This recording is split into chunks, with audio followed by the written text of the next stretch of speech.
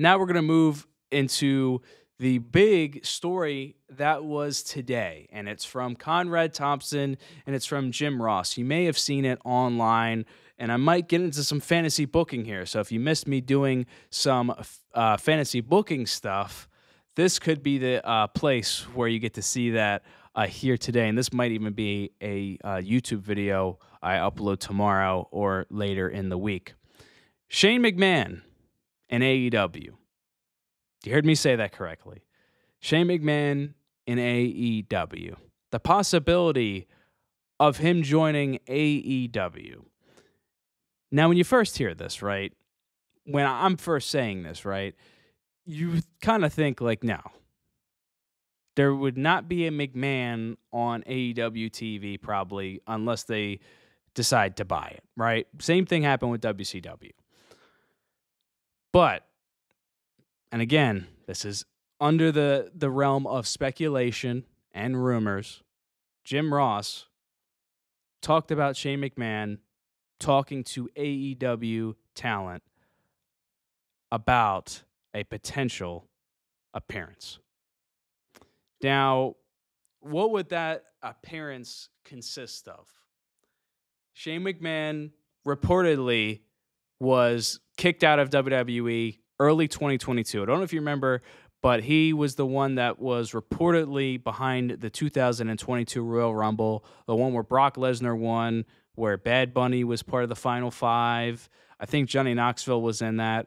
The Royal Rumble itself, that match that year wasn't that good. There wasn't that many good points about that Royal Rumble, other than Roman Reigns and Seth Rollins taking place as the first match on the show. Everything else is kind of forgettable. And that was just kind of goes back to how the writing was a little bit also before Triple H took over in 2022. I digress. Apparently, he was the one that, was behind the Royal Rumble 2022 and was kicked out of WWE. Now, we saw Shane McMahon back in WWE, I think at WrestleMania 39. It was 39, I believe, against The Miz, where he got hurt. There was reports, Hulk Hogan talked about it, him wanting to wrestle Shane McMahon in one more match at WrestleMania 39, as crazy as that seems. Shane was an on-screen figure from 2016 to 2019 till he was written off. He came back a little bit, did some stuff with Braun Strowman in 2020, 2021-ish. And, he did some Rumbles. He produced some Rumbles. And that's, where the big report came about him getting fired for producing the 2022, Royal Rumble, the one that Brock Lesnar won. But we saw so much of Shane McMahon in WWE in the Vince McMahon era. And yeah, Matt Riddle was supposed to win the 2022 Royal Rumble. I think he had an altercation with Goldberg or something. That might have been the year prior. Anyway, back to Shane McMahon. Shane McMahon apparently has talked to some AEW talents. Now, I would like to preface this and say, think about the names that are in AEW or were in AEW. Some guys that used to be in WWE that Shane McMahon may be close with. You got Chris Jericho, The Big Show, Mark Henry. I'm sure there's a few others I'm missing out. He might have been cool with Jack Swagger. But there's a lot of people that did work with Shane McMahon. And Shane, I'm sure, has had an itch to be a part of pro wrestling.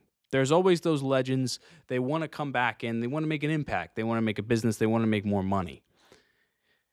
There's going to be a lot of people that do not want Shane McMahon in AEW. I was tired of seeing Shane McMahon on WWE television. I'm sure most of you were as well, because after a while, it became oversaturated. He became a heel. He was calling himself the best in the world, kind of a dig at Punk, although other people have used it like Jericho and stuff. At the time, there was people that were kind of hoping Punk would come back. And that was, I believe, almost around that same time Punk went on backstage and, was kind of hinting at a return. So, there's so much that kind of happened with Shane where, people loved Shane coming back. And then after a while, he kind of became oversaturated. And then everyone kind of was like, get Shane off TV, get Shane off TV. And then it did happen when he lost to Kevin Owens. And he made those sporadic appearances, but then that was it. I don't see Shane McMahon in a role in WWE anymore on television. I just don't see it. Here's my idea if this were to happen. All right. You guys can tell me if I'm crazy, whether I'm wrong, whatever. The Young Bucks have labeled themselves EVPs in AEW. They've been getting booed, and that's obviously the reaction they want.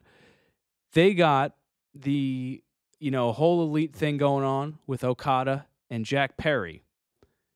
What if the EVPs decide that the reaction they're getting isn't justified?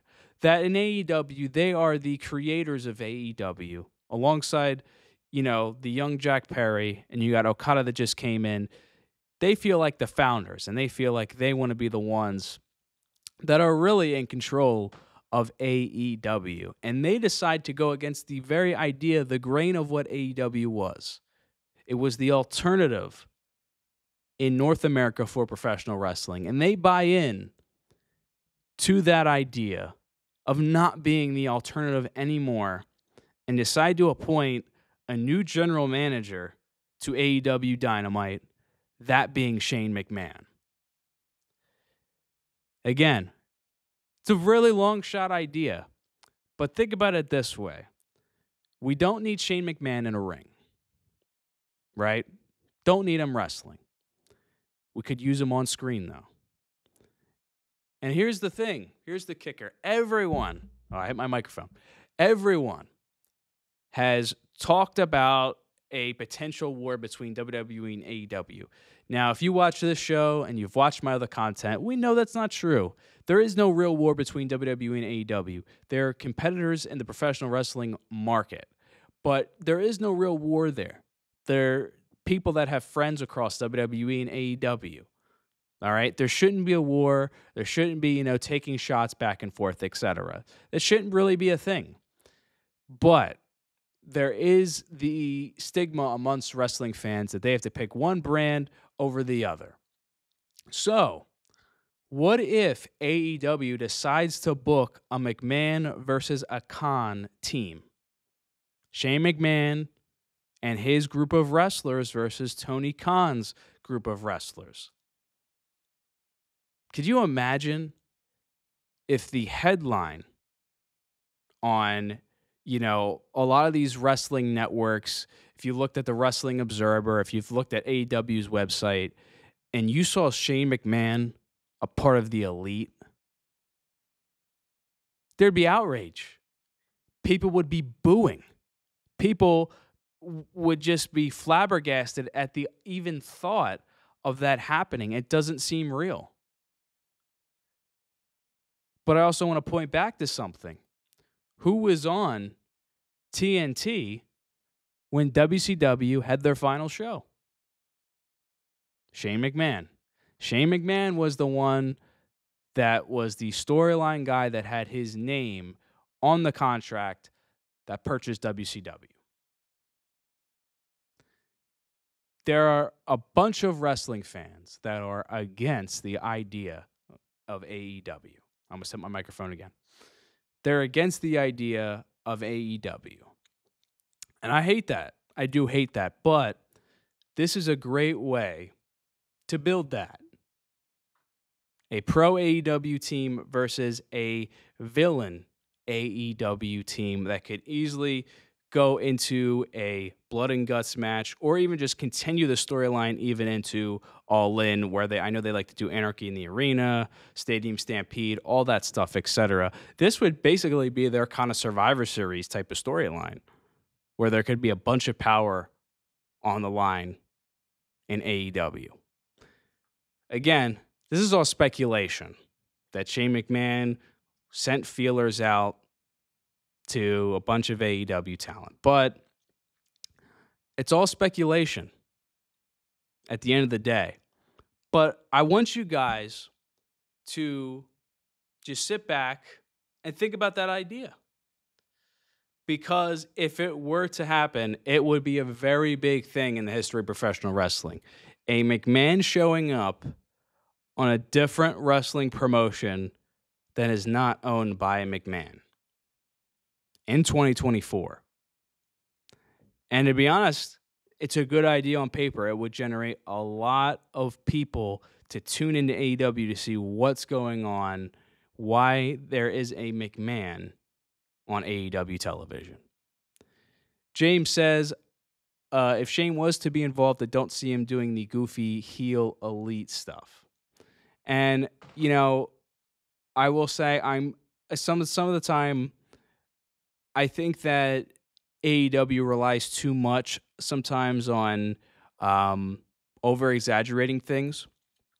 And, you know, this whole thing would add a layer of story to it where, you know, it would be a serious storyline. And I think that, you know, no matter what the Young Bucks do or certain people do in the company, you would have to take this seriously. You would have to take this as a big deal. Because, you know, they showed the Punk footage, right, of him choking out Jack Perry. And, you know, a lot of people, when Punk was brought in, a lot of people that didn't watch WWE came in to watch AEW to see how that show was going to succeed. And, you know, Punk was kind of looked at as an outsider, as a guy that didn't really belong from people in the locker room. That was said publicly by some people in AEW. So, you know, I would love to see this idea come to fruition of Shane, because it would also prove to, you know, the audience how much of a heel group this new elite is, because they're even going against, you know, they fought for AEW in their darkest times. That's, you know, kind of been their thing, is that they're always going to be in AEW and they're always going to fight for that brand. It would be the most counterintuitive to sign Shane and make him like in a commissioner role. It would show how much of the Bucks are heels and the elite are heels. So we'll let kind of, you know, social media take that up. I'm sure I'm going to clip this and put it out there, but sleep on that idea of Shane McMahon being in AEW. Now, about a year ago, I had AEW in the chat when the CM Punk stuff was going on, and they waved. So, you know, sometimes you never know who's watching. So if somebody is watching that and they want to take that idea, go ahead and run with it. But I'm throwing it out there as a fantasy booker. McMahon versus a Khan on AEW television, or All In, their biggest pay-per-view. You book that, there's going to be a lot of people that want to tune into that pay-per-view to see that. And of course, I'm talking about Shane McMahon team versus a Tony Khan team, not Shane McMahon versus Tony Khan. So people don't take that out of context.